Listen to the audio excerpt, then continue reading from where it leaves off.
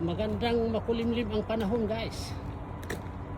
At duming-dumi na tayo. At tapos at least yung pagod natin. Yan, guys. Yan ang karga natin ngayon. Coils. Maraming coils, guys. Maximum. At yan. Ganito kami, guys, pag secure ng loop ng ay magluna. Yan. Ng coils. Yang mga bungee na yan, yung wala sa atin dyan sa Pilipinas, guys. Ito yung mga black na ito ay ang tawag namin dyan, guys, ay bungees. Yan ay combination ng matigas na bakal, tapos na hook niya, at saka gumang matibay.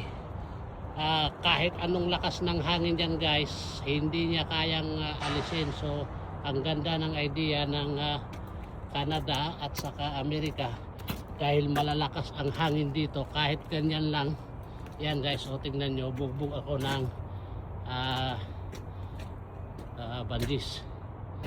Ang gandang gamitin dito, guys, kasi although medyo mahirap binatin, pero safety naman ang karga mo.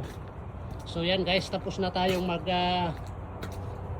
mag-ayos ng karga. Medyo maaga tayo ngayon kasi medyo ilan lang ang sitiran na truck.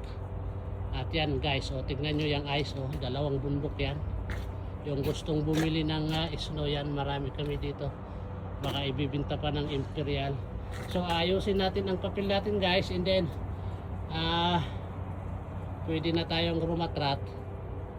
Kakain muna siguro, and then aabanti na. Titignan nyo yung yung timbang ko. Yan. Anong timbang ko, guys. Yan ang scale mo sa trailer. So okay tayo ang timbang natin sa trailer. Kaya lang yung sa harap natin medyo mabigat. Kaya lang maganda yon, kasi sinadya ko talaga para winter ngayon, ang traction mo sa harap maganda.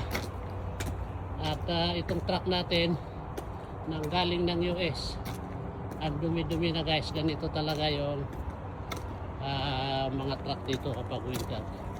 So yan, guys, ang kabuuan ng ating karga. Pauwi na naman ng New Brunswick.